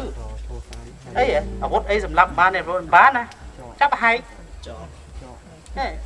ហែកខ្វោកអញ្ចឹងនេះជាមួយអាកញ្ចក់តោហ្នឹងទេក៏អាលាលុតបាត់អារៈសឹងហ្នឹងទៅហើយមកដល់សប្តាហ៍ថ្ងៃក៏វាលុតលាយបាត់ដែរគេដាប់ហើយណាសុំចប់រឿងនឹងប៉ុណ្ណឹងជាបន្តមកទៀតនៅក្នុងនេះខាងក្រោយក្នុងនេះណាខាងក្រោយនេះមានរឿងមួយទៀតគឺសាលប្រជុំគេហៅកន្លែងកាត់ក្តីទូបង្កេនឹងជម្រាបក្រុមទី1តែឥឡូវយើងចូលក្នុងបរិវេណប្រាសាទធំហើយខ្ញុំកណ្ដាលបានរៀបរាប់ខាងដើមមិញគឺយើងឆ្លងពីប្រាសាទទុកហើយមកដល់កន្លែងនេះគឺមានប្រាសាទថ្ម3គ្រាម2នៅសងខាងនេះហើយក្នុងហ្នឹងការគេសាងសង់ថ្ម3គ្រាមនៅក្បែរហ្នឹងទៀតហ្នឹងយើងវាដាច់ចន្លោះពីហ្នឹងក៏ដាច់ពីប្រាសាទគុកដែរហើយគេមិនដឹងថាគេមានបំណងអីក៏ប៉ុន្តែបើសិនជាយើងផ្អែកទៅលើបដិមាដែលគេដាក់នៅតួខាងឆ្វេងដៃនេះគេដាក់រូបព្រះឥសូរពនាងគង្គានិងពនាងឧមានៅ3ហ្នឹងដែលភាសាគេហៅពីដើមគេថាឧមាកំកាបតិស្វរាគេថាដៃប្រពន្ធ3នាក់ហ្នឹងនៅជុំគ្នាហ្នឹងហើយគេលួចបាត់ទៅរូបហ្នឹងណាលួចទាំង2ទាំង3ហ្នឹងថ្មីហ្នឹងពួកកណាធ្វើការស្រាវជ្រាវទៅឃើញបំណែកជើងបំណែកអីនៅរាយប៉ាយនៅទៅហើយ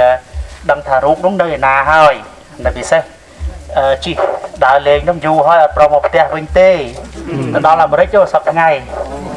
ឥឡូវកំពុងធ្វើប៉ាសពតឲ្យមកវិញដើរបដើធ្វើលិខិតជើញផងជប់លៀងឲ្យផងមិនដឹងមកទេមើលសិនមកព្រមមកដឹងតែមកហើយព្រោះផ្លូវច្បាប់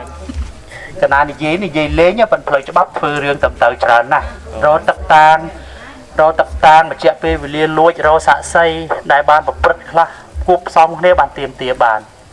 ចំណែកខាងនេះគេដាក់រូបណែប្អិនជិះនៅរំរៃក្បាល3ណាហើយរូបប្អិនហ្នឹងដឹងទៅដល់ណាទេសប្តាហ៍ថ្ងៃនេះនៅត្រឹមបាងកកក៏មិនដឹងទៅដល់ណាក៏មិនដឹងដែរប៉ុន្តែរំរៃហ្នឹងដួលបាក់បែកអស់នៅហ្នឹងទៅធំរូបអស់សិតធំអស់អញ្ចឹងហើយការងារហ្នឹងធ្វើជាប្រចាំអត់ដាច់ទេចំណែកខាងក្រោយយើងនេះគឺជាប្រាសាទគេហៅប្រាសាទក្រហមហើយប្រាសាទក្រហមហ្នឹងដូចបានពិតបដាខាងមុខមិញគឺមានរូបព្រះឥសូររួមមួយគេដាក់តម្កល់ក្នុងហ្នឹងនោះក៏រួចដែររូបហ្នឹងបាក់បែកខ្លះទៅក៏លួចខ្លះលួចអាក្រក់ប៉ុណ្ណាលួចដល់ប្រើម្សៅទេអន្ទេក្នុងការបំផ្លាញពួកវាយអត់បែកដល់បំផ្លាញទៅឥឡូវរូបបដិមាហ្នឹងយើងប្រមូលខ្លះប្រកេះខ្លះភាក់ខ្លះបាត់ទៅណាបានតែសល់1 2ខ្លះកពុកថុយរាប់សិបថ្ងៃប្រមូលគ្នាទៅអាជ្ញាធរជាតិព្រះវិហារដែលក្នុងគណៈធ្វើការនេះជាមួយនឹងខាងបារាំងសាលាបារាំងចុងពពាប្រទេសហ្នឹងប្រមូលយកទៅកំពុងតែជួសជុលនៅព្រះអង្គរនៅមានសហការីខ្ញុំមួយនៅឈរនៅលើកាន់សិនថតហ្នឹងកំពុងតែជួសជុលរាល់ថ្ងៃហ្នឹងដែរគឺថាបំណែកហ្នឹងជាង10000បំណែកខ្ទេចខ្ទីទាំងអស់ហើយប្រមូលទៅឥឡូវបានតែស្បែកទេស្បែកពោះស្បែកទ្រូងស្បែកដៃខ្លះដុំនឹងសល់ខ្លះអញ្ចឹងយើងសម្រេចឲ្យធ្វើម៉េចយើងវែងឆ្ងាយណារឿងហ្នឹងយើងសម្រេចថាត្រូវតែជួសជុលប៉ុណ្ណឹងហើយក្នុងកែផ្នត់គំនិតឬជំនឿ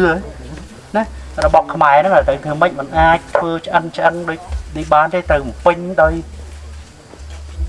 គេហៅអីទីភាសាអង់គ្លេសគេចាក់បំពេញដោយកាវឬអីបំណែកបំពេញ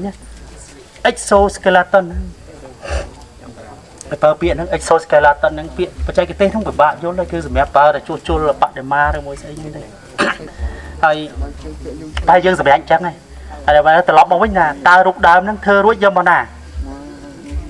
ខ្មែរថាយកមកដាក់ក្នុងនឹងវិញដាក់ក្នុងវិញដាក់វាអត់កើតទី1វាសរសើរទ្រមទី2យើងត្រូវជួសជុលអីផ្សេងបើដាក់នឹងក្រៅទៅណាឥឡូវយើងត្រូវក្រុងធ្វើសារមន្ទីរមួយហើយនឹងកន្លែងស្អីមួយនៅខាងមុខផ្លូវចូលមកហើយដាក់នៅនឹងដើម្បីជាទីស្ការៈរបស់ជាតិយើងឲ្យដឹងពីរឿងនឹងផងហើយដើម្បីឲ្យទេសចរបានឃើញផងហើយក៏ដូចជាអភិរក្សបដិមានឹងតទៅមុខទៀតផងអញ្ចឹងហើយកិច្ចការអភិរក្សដែលនិយាយវិព្រឹកបើឲ្យជនអង្គចាស់ណាខ្លះទេសួរខ្ញុំកណាវិព្រឹកនឹងច្រើនណាស់គឺថាកិច្ចការត្រូវធ្វើច្រើនទាំងការងារអភិរក្សនិងអភិវឌ្ឍនឹង ដើម្បីឲ្យរមណីយដ្ឋានមួយតាក់ទាញបានដើម្បីរមណីយដ្ឋានមួយនៅគង់វង្សបានដើម្បីឲ្យសេដ្ឋកិច្ចមួយអាចមានប្រាក់ចំណូលទៅក្នុងថវិកាជាតិបានអំពីហ្នឹងគឺថាទៅតែមានសពយ៉ាងហើយចុងក្រោយបំផុតគឺឲ្យមានការងារដល់ប្រជាពលរដ្ឋនៅក្នុងតំបន់ពិសេសសហគមន៍នៅក្បែរហ្នឹងគាត់ត្រូវតែមានការងារអញ្ចឹងរឿងដែលសំខាន់បំផុតត្រូវតែឲ្យគាត់ធ្វើជាម្ចាស់នៃបច្ចេកភណ្ឌហ្នឹងมันអាចគាត់មកតែបោសសម្រាមឬស្អីអញ្ចឹងគាត់អត់មានស្អីក៏អត់កើតដែរយើងត្រូវឲ្យគាត់មានស្មារតីក្នុងការធ្វើជាម្ចាស់ទ្រព្យសម្បត្តិហ្នឹងបានទ្រព្យសម្បត្តិហ្នឹងនៅគង់វង្សបានអញ្ចឹងតើបបសាស្ត្រក្រហមនេះវិញខាងលើនោះខ្ញុំកណាមិននិយាយរឿងបដិមាសាស្ត្រទេប៉ុន្តែនេះចោះផ្ដែនោះគឺតែមានចម្លាក់របស់ចម្លាក់នរៈសិង្ហសម្រាប់បិសាចឈ្មោះហិរញ្ញកសិពុហើយដល់ទៅលោកចៅហ្នឹងគាត់ស្រឡាញ់រូបនឹងដែរគាត់ក៏កាត់ដាប់យកទៅក្នុងកំឡុងឆ្នាំ90ជាងនឹងទេស្រឡាញ់ណារូបនឹងល្អផុសល្អអញ្ចឹងទៅហើយគាត់ដាប់ហ្នឹងគឺបំណងរឿងដាប់ហ្នឹងកណាមិនចេះមិននិយាយទេក្នុងនាមជាអ្នកគ្រប់គ្រងអ្នកអភិរក្សអ្នកស្រាវជ្រាវរាប់ឆ្នាំមកនេះកណាយល់ថាវាជារឿងមនោគមវិជ្ជាមួយក្នុងការបំផ្លាញជាជាងចង់បានបដិមាឬវត្ថុសិល្បៈនោះជាងហើយរឿងនេះហើយបានខ្ញុំកណាថ្ងៃហ្នឹងរីករាយណាស់ដែលបាននិមន្តនឹងមកចូលរួមអស់គ្នាពីព្រោះថាខ្ញុំចង់ចែករំលែកនៅការពិតដែលកើតឡើងចំពោះបេតិកភណ្ឌរបស់យើងហ្នឹងដល់កម្រិតណាយើងកុំស្ដាប់តែមួយជ្រុងយើងស្ដាប់ឲ្យត្រូវយើងមើលឃើញឲ្យប្រកបហើយយើងពិចារណាអំពីខុសនិងត្រូវអំពីគុណប្រយោជន៍និងគុណវិបត្តិរបស់វាឲ្យត្រឹមត្រូវมันអាចយើងជាពលរដ្ឋម្នាក់ជាកូនខ្មែរម្នាក់ជាម្ចាស់នៃទ្រព្យសម្បត្តិអស់នឹងហើយយើងអត់ដឹងរឿងសំបីតែរឿងរបស់ជាតិឯងរឿងទ្រព្យឯងsaoមិនដឹងផងវាប្រៀបដូចថានៅផ្ទះមិនដឹងអាមេមន់ថាពងប្រមាណចេះមិនកើតទេកដៅស៊ីអស់មុនហើយណាអត់បានទេកន្លែងហ្នឹងខ្ញុំចង់ឲ្យទាំងអស់គ្នាពិចារណារឿងហ្នឹងឲ្យមែនទេណាពួកខ្ញុំមកខំទួចទេមកដល់សប្តាហ៍ថ្ងៃមនុស្សធ្វើការវិរៈក្នុងរឿងបេតិកភណ្ឌមិនលើសពី400នាក់500នាក់ទេហើយធៀបទៅនឹងបេតិកភណ្ឌគ្រប់ទីកន្លែងទាំងអស់សប្តាហ៍ថ្ងៃនេះការពង្រៀបដីធ្លីដើម្បីដាំដលងដាំស្វាយនេះបាយចន្ទីនេះគឺរឿងកំពុងពេញនិយមហើយឈូសក៏កាយគ្មានសល់អីទេជួលខ្ទេចខ្ទីអស់អាមរតកអាទួលបុរាណអាទួលប្រាសាទនៅសល់គ្រឹះអាចោលទៅលួចភាសាទៅហើយអាលាលុតភាសាហើយមកតាមនេះអត់លួចទេព្យួរអត្រាព្យួរតែ3ដងព្រះអង្គហើយថ្មតម្រោបលាំងប្រាសាទបលាំងទេពនេះម៉ត់ដូចអាចទីទុយចឹងស្មើនឹងអាថ្មដែលគេវាយចាក់ស៊ីម៉ងមុខផ្ទះខ្លះយកមកចាក់ស៊ីម៉ងមុខផ្ទះទៀតសួរថាតើការពិតមិនភាពលោភលន់ឬមួយភាពអវិជ្ជាឬមួយទាំងពីរបើអវិជ្ជាពួកខ្ញុំកណាខុសពីពួកមិនបានផ្សព្វផ្សាយប៉ុន្តែណាมันអាចធ្វើទលំទលាយចឹងទេរដ្ឋាភិបាលធ្វើទលំទលាយប៉ុន្តែគេធ្វើសកម្មភាពច្រើនដែរទេភាពលោភលន់វានៅក្នុងហ្នឹងហើយមានអ្នកខ្លះដឹងបំពេញហ្មងតែឲ្យពួកអាជ្ញាធរដឹងគេឲ្យធ្វើគេហាមអញ្ចឹងដាក់យកបដ ாய் ទៅចាំអីទៀតចាំថ្ងៃណាគេមកគាត់ខ្ញុំគិតទៀតណានេះជារឿងដែលខ្ញុំចង់ឲ្យអញ្ចឹងហើយកិច្ចការត្រូវធ្វើច្រើនកិច្ចការទាំងអស់នោះមិនមែនតម្រូវឲ្យយើងគិតថាយើងស្រឡាញ់អរិយធម៌យើងស្រឡាញ់ជាតិយើងតែបបោមាត់តែនិយាយកោកគិតត្រូវធ្វើដោយអាសញ្ញមិនគ្រូដាក់មកអញ្ចឹងខ្ញុំចេះបើអត់សរសេរមិនបានបន្ទុកណាសរសេរឲ្យត្រូវទៀតបានបន្ទុកហ្នឹងអញ្ចឹងមិនបានអញ្ចឹងខ្ញុំជឿថាព្រះអង្គគ្រូខ្លះដែរនិមន្តមកជាគ្រូអីដាក់ខ្លះទៅបានទៅទម្លាក់ទៅមកដល់នេះចាំកណាតម្លាក់បន្ថែមទៀតជំនួសតោះសំដួលអត់សំដួលទៅទៀតព្រោះយើងក៏ចុងទេក្រុម2ក៏ដល់មកអូគេនៅតែមកចាំយើងនេះឆ្នាំ942ដល់ឆ្នាំ944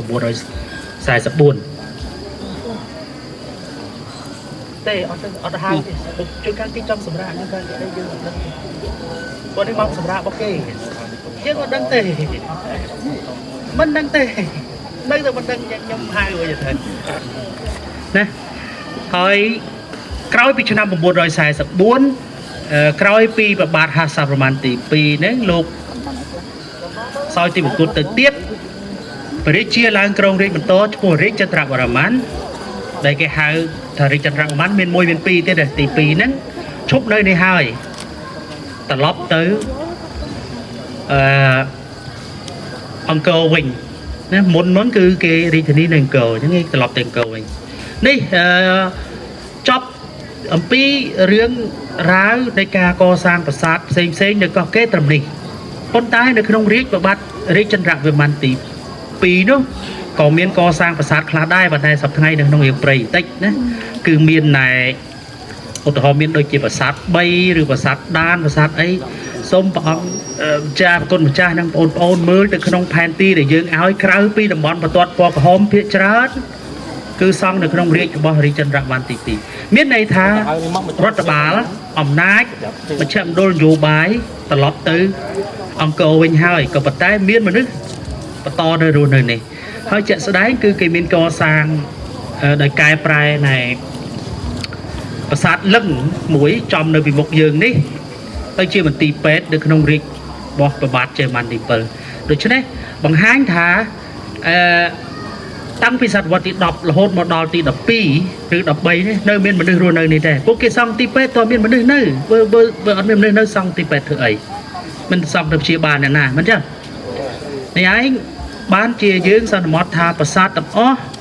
ផ្សេងហ្នឹងសង់ភាគច្រើនគឺនៅក្នុងរាជរបស់ជ័យវ័នទី4មានតែប្រាសាទដំរីមួយគត់សូមមើលនៅក្នុងផែនទីដែលអ្នកអត់បានទៅដែលសង់ដោយបុត្រារបស់ជ័យវ័នទី4ឈ្មោះហសវ័នទី2ដោយឡែកកន្លែងដែលយើងកំពុងតែចូលនេះគេហៅថាប្រាសាទធំប្រាសាទនេះគឺជាប្រាសាទរាជសំខាន់ណាស់របស់ព្រះបាទជ័យវ័នទី4ពេលដែលលោកចាប់ផ្ដើមមកតាំងរាជធានីនៅកោះកេរនេះលោកឡើងគ្រងរាជនៅកោះកេរនេះលោកសង់ប្រាសាទខាងក្រោយនេះយើងទៅដល់តិចទៀតហ្នឹងឈ្មោះថាប្រាសាទយើងហៅប្រាសាទធំហើយមែនតើខាងក្រោយនោះជាសង់ជាពីរ៉ាមីតហ្នឹងហៅប្រាសាទប្រាង្គណាហៅប្រាសាទប្រាង្គនេះវាជាឋានៈទេឋានៈណាហើយនៅក្នុងនៃសាសនាព្រាហ្មណ៍ក្តីពិសេសសាសនាព្រាហ្មណ៍ហើយគឺថាឲ្យតែប្រាសាទសង់ជាឋានៈមកគឺយើងហៅថាប្រាសាទភ្នំមាន2ទី1សង់នៅលើភ្នំហ្មងក៏ជាប្រាសាទភ្នំដែរឧទាហរណ៍ថាបដិជគុណនៅកំពង់ឆ្នាំងនៅណាជាអត់មានសោះប្រាសាទនៅតំបន់កំពង់លែងសិតប្រាសាទរៀបណាប្រាសាទនៅទៀបឧទាហរណ៍ប្រាសាទនៅលើប្រាសាទភ្នំពុនរាយណាក៏មិនមែនប្រាសាទភ្នំដែរទោះបីសង់នៅលើកូនភ្នំមែនប៉ុន្តែមិនមែនប្រាសាទភ្នំទេប្រាសាទនៅភ្នំអណន់អាចជាប្រាសាទភ្នំតែនៅបាត់ដំបងប្រាសាទឯកភ្នំជាប្រាសាទភ្នំទោះបីសង់ទៀបនៅក្រោមប៉ុន្តែប្រាសាទសង់ជាថ្នាក់ណាមកគឺជាប្រាសាទភ្នំនិមិត្តរូបជាប្រាសាទភ្នំហ្នឹងគឺជាប្រាសាទដើម្បីឧទ្ទិសទៅទេពណាមួយនៅក្នុងព្រហ្មញ្ញសាសនាហើយទេពសំខាន់ហ្នឹងមាន3ណាមានព្រះឥសូរព្រះនារាយណ៍និងព្រះព្រហ្មឬមួយដែលខ្លះក៏អាចនិយាយបានថាមានព្រះឥសូរហ្នឹងព្រះសិវៈព្រះនារាយណ៍ហ្នឹងព្រះវិស្ណុហៅតាមបារាំងឬមួយឥណ្ឌាគេដើមហ្នឹងគេហៅអញ្ចឹងដែរហើយព្រះព្រហ្មហ្នឹងត្រូវតែជាព្រះព្រហ្មអញ្ចឹងហើយខ្មែរសម័យអង្គរហ្នឹងនៅពេលដែលយើងគោរពព្រហ្មញ្ញសាសនាក៏យើងបដោតទៅលើទេព3ហ្នឹងសំខាន់ដែរអញ្ចឹងប្រាសាទធំនេះបើតាមការហៅឈ្មោះមកគឺយើងអាចរាប់ចេញពីក្នុងមកមានប្រាសាទប្រាង្គមកមានប្រាសាទរួមហើយមានប្រាសាទក្រហមកន្លែងដែលយើងឈរពីក្រោយហ្នឹងយើងហៅប្រាសាទគុកទៅខាងមុខមានប្រាសាទ2នៅសងខាងគេហៅប្រាសាទស្រុតទៅមុខផុតមានស្រះមួយឆ្លងទៅទៀតគេហៅក្រុមប្រាសាទលឹងដោយសារខ្ញុំកណ្ដាលបានរៀបចំកម្មវិធីទៅប្រាសាទលឹងនឹងដែរព្រឹកមិញប៉ុន្តែពេលវេលាយើងអស់អញ្ចឹងហើយទាំងអស់ហ្នឹងបានគេហៅប្រាសាទធំតែមួយប៉ុន្តែដល់ពេលហៅឈ្មោះតាមកន្លែងមួយហ្នឹងមានប្រាសាទមានឈ្មោះខុសគ្នា ចំណុចនេះសហការីយើងអាចផ្ញើជូនបានទៅតាម Telegram របស់គណៈកម្មការរៀបចំនៅឈ្មោះប្រាសាទនេះថែមទៀតចឹងកណាសុំប្រពន្ធដែរបានទេហើយដើម្បីឆ្លើយជាសំណួរណាពីព្រោះមិញចំពោះប្រាសាទប្រាង្គនោះមាន5ថ្នាក់សុខទោសមាន7ថ្នាក់មួយថ្នាក់មានកម្ពស់5ម៉ែត្រអញ្ចឹង35ម៉ែត្រហើយថ្នាក់ខាងក្រោមបំផុត ពីជ្រុងនីមួយរៀងជាការ៉េទំហំ64 ម៉ែត្ររៀងជាការ៉េខាងលើមានប្រមាណនេះ50ម៉ាននេះ40ម៉ានបន្តទៅទៀតចឹងអត់ចោលទេក្នុងរឿងនឹងជាសំខាន់ទេគ្រាន់ថាមាន7ថ្នាក់ហើយមួយថ្នាក់មាន5ម៉ែត្រចឹងហើយប្រហែលជាលោកគ្រូដារិតបានជម្រាបព្រឹកមិញឬប្រកេនព្រឹកមិញហើយថាជាប្រាសាទដែលខ្ពស់ជាងគេនៅក្នុងជាពីរ៉ាមីតដែលខ្ពស់ជាងគេនៅក្នុងប្រទេសយើងនៅក្នុងស្រុកយើងហើយភាពដូចគ្នាហ្នឹងពីរ៉ាមីតរបៀបហ្នឹងមាននៅអេស៊ីបឬមួយមានមិចស៊ីកូក៏មានរៀងអញ្ចឹងដែរប្រហាក់ប្រហែលគ្នានោះជាផ្នត់គំនិតដើមរបស់មនុស្សក្នុងការរៀបចំសាងសង់អ្វីក៏ដោយឲ្យវាជាខ្ពស់ជាសញ្ញាណឡើងទៅដល់ឋានសួគ៌សុំសំណួរបន្តទៀតតកតងទៅនឹងសំណួររបស់នាងខ្ញុំគឺថាហេតុអ្វីបានជាគេយកសត្វគ្រុឌជាចម្លាក់ដែលទ្រលឹងលោកគ្រូអរិនោះអត់មានគ្រុឌបោះត្រូទេមានស្អីផ្សេងត្រូមានមិនគ្រុឌអត់បោះទេបានសួរឡើងវិញចាំមើលសត្វច្រឡំអញ្ចឹងសំណួរមួយទៀតលោកគ្រូតើរូបចម្លាក់ប្រាសាទកោះកេរនោះមានដូចគ្នាឬក៏ខុសគ្នាទៅនឹងប្រាសាទដទៃចា៎អ្នកជំនាញខាងរូបចម្លាក់បដិមាសាស្ត្រ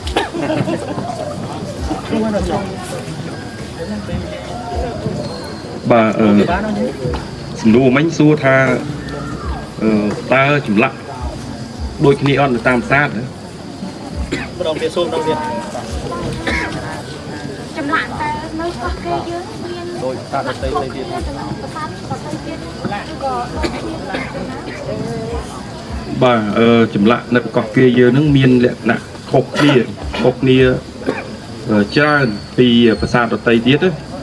អានឹងបើយើងពីប្រាសាទដទៃហ្នឹងយើងប្រៀបធៀបប្រាសាទនៅទូទាំងនៅតំបន់គោគឺថាខុសគ្នានៅចម្លាក់នៅកោះកេរនេះគឺ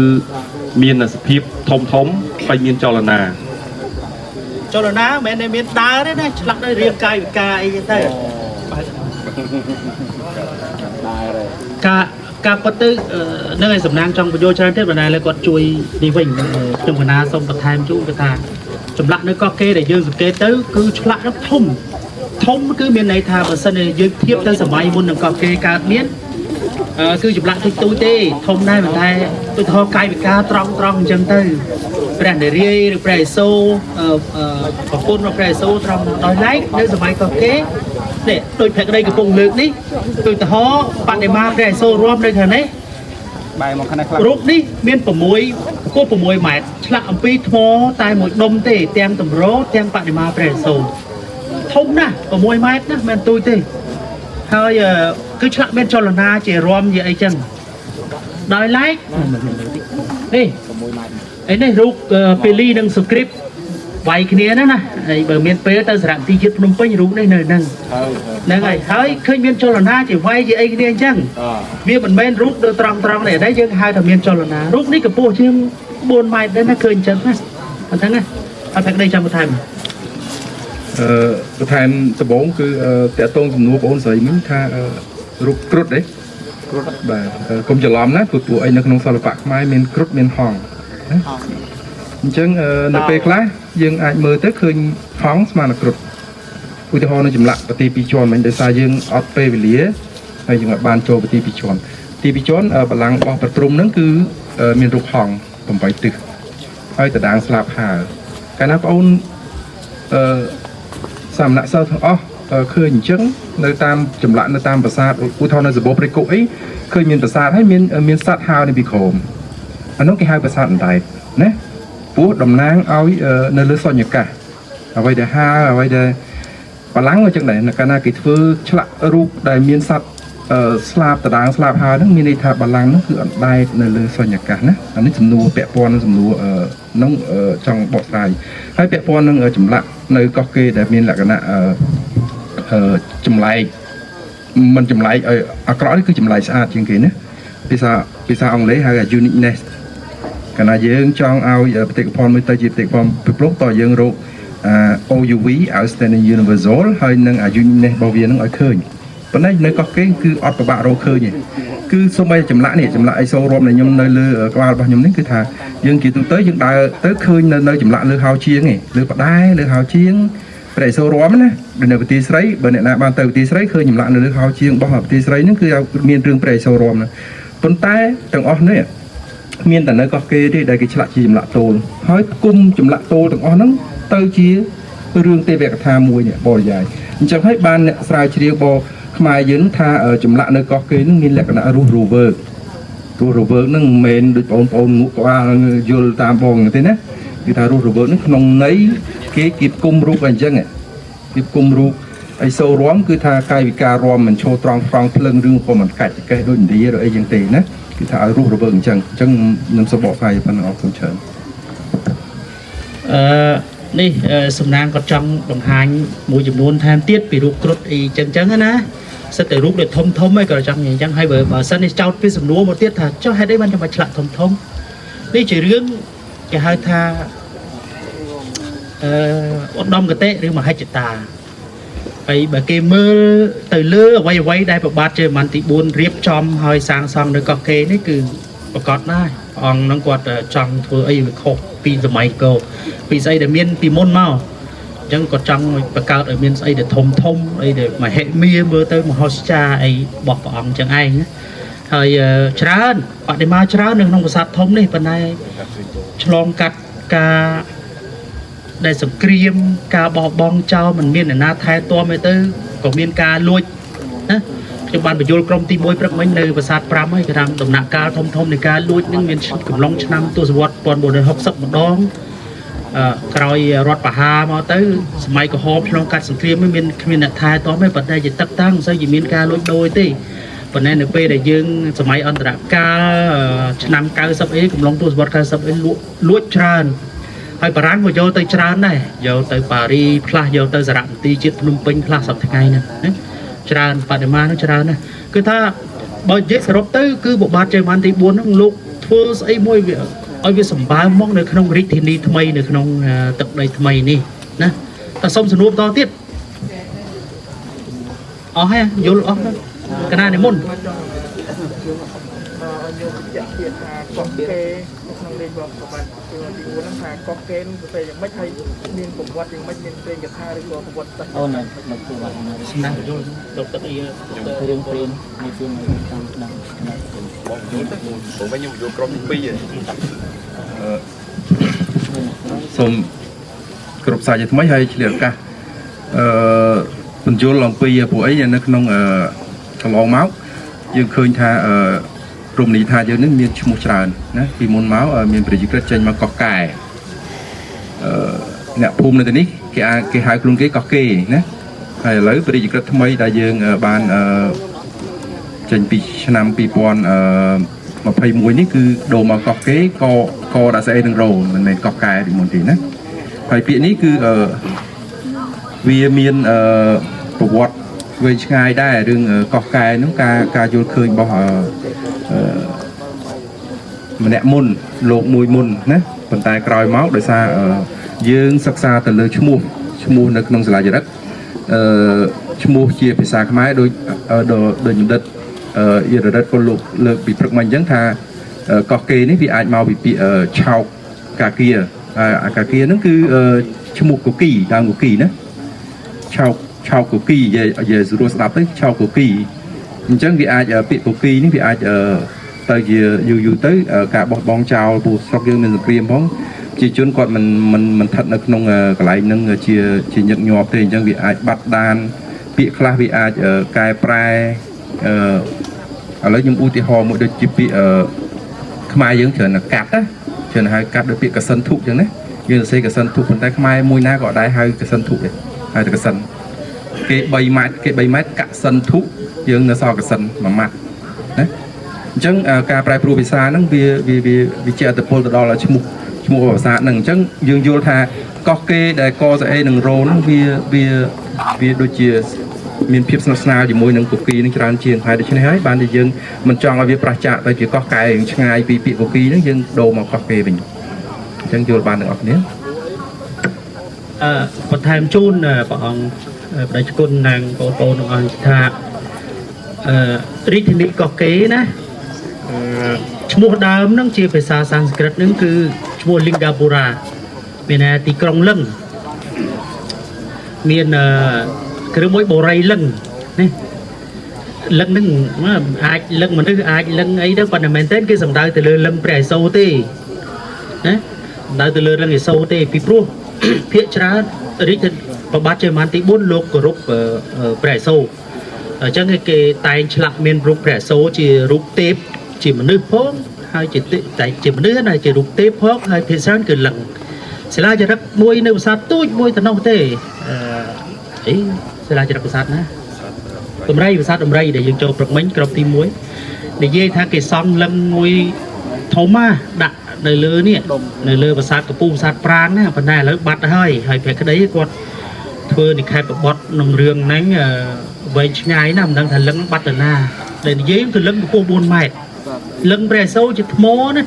ដាក់នៅលើកពូហ្នឹងហើយមិនដឹងថាយកទៅមិនអីចាំមើលទៅដល់នោះព្រះក្តីជួយបញ្យល់ទៀតឬមួយបញ្យល់ឥឡូវក៏បានយើងមានពេលដោយឡែកឈ្មោះទីក្រុងហ្នឹងជាភាសាខ្មែរគឺឆោកកគីកាហ្គាដូចព្រះក្តីបញ្យល់មិញហ្នឹងហើយដែលមាននោះមិនមែនចេះយើងថាទេមាននៅក្នុងសិលាចារឹក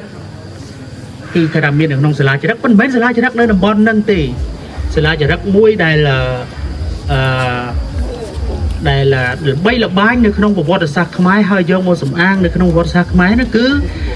គេហៅថាសិលាចារឹកស្ដុកកក់ធំ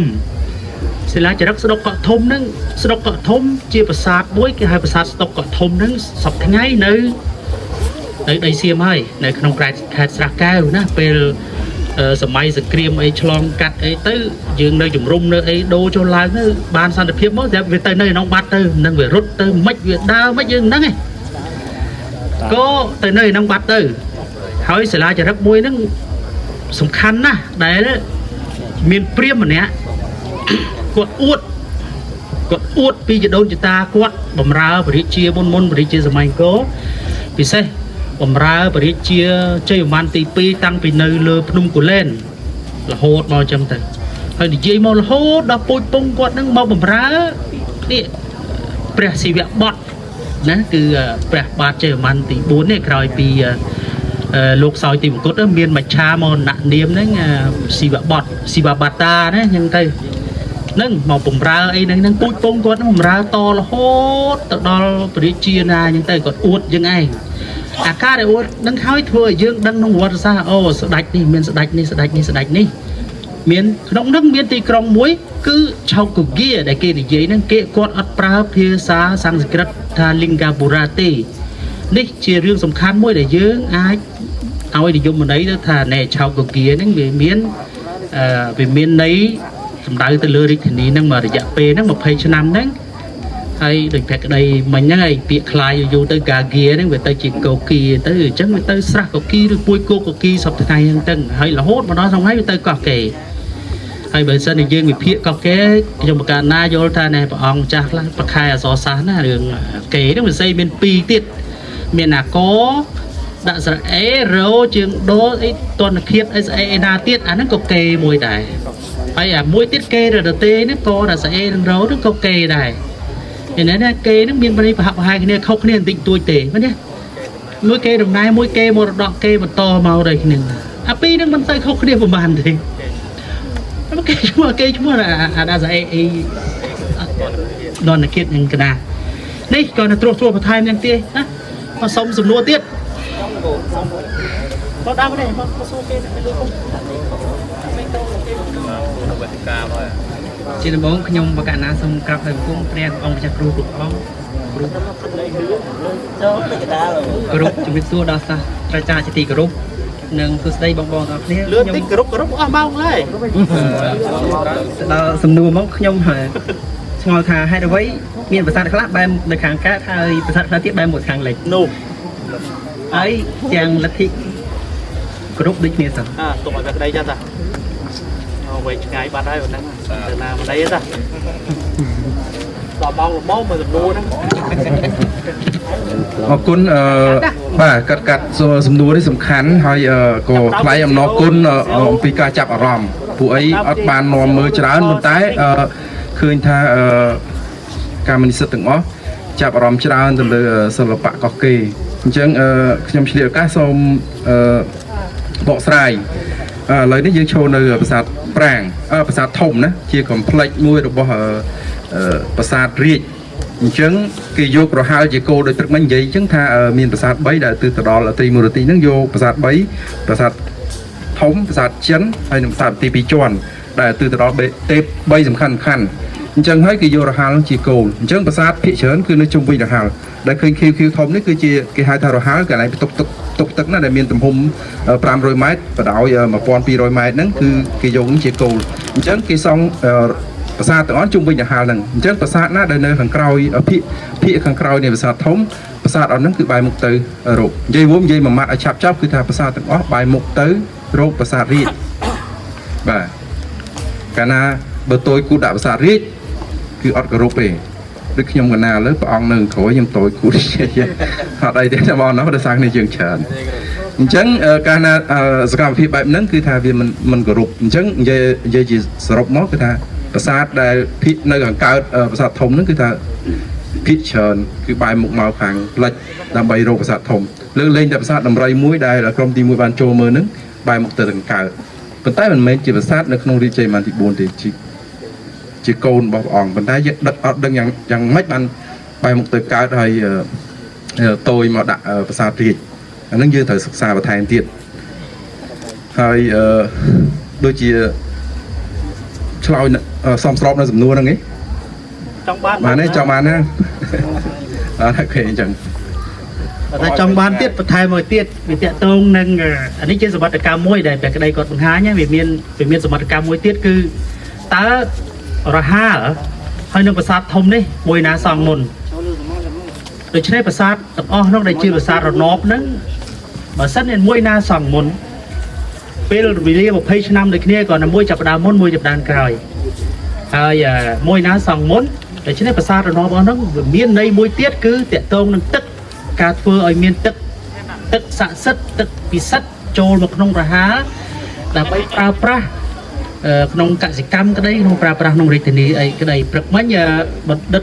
ហ្នឹងគាត់បានបញ្យល់ខ្លះមកដល់ថាណែខ្ញុំជឿដែរបើខ្ញុំនិយាយតាមគាត់ណាគាត់ថាបរិយាសម័យកូននឹងមានអីមួយគេថាបរិយាជាដែលឡើងក្រមរាជដំបងត្រូវសង់ប្រព័ន្ធទឹកទី2មកសង់ប្រាសាទដើម្បីគោរពទៅដូនតាទីបន្ទាប់មកទៀតត្រូវសង់ប្រាសាទរាជសម្រាប់ខ្លួនឯងដូច្នេះបើសិនតាមន័យនេះប្របាទជ័យវ័នទី4ប្រហែលជាសង់រហ័លមុនបន្ទាប់មកសង់ប្រាសាទគោរពដល់ដូនតានៅក្រោយនេះប្រាសាទរួមនេះករណីហ្នឹងបង្ហាញថាប្រាសាទរណបទូចដែលនៅតាមនេះដែលជាចោតជាសំណួរនេះគឺសង់មកត្រូវតែបែរមករកអីដោយព្រះក្តីសន្និដ្ឋានក្នុងក្រោយមិញស្អីជាដូនតាជាសម្រាប់ឲ្យគោរពទៅដល់បុព្វបុរសជាធំណាហ្នឹងហើយហ្នឹងសង្ខេបមកប៉ុណ្្នឹងលើចេះដោយសារមានណែរាជគុណលោកមានដីកាត្រូវថាប្រហែលជាគ្រឿងបារម្ភផ្លាច់ភ្លៀងយើងអត់បានថតរូបអីស្រួលបួលហើយបរិយាកាសលើកំពុងល្អបើជិនយើងនាំគ្នាអង្គិលទៅដល់ខាងក្នុងទៅដល់កន្លែងប្រាសាទធំណាប្រាសាទប្រាង្គហ្នឹងទៅថតរូបរួចហើយយើងអាចជជែកគ្នាបានទៀត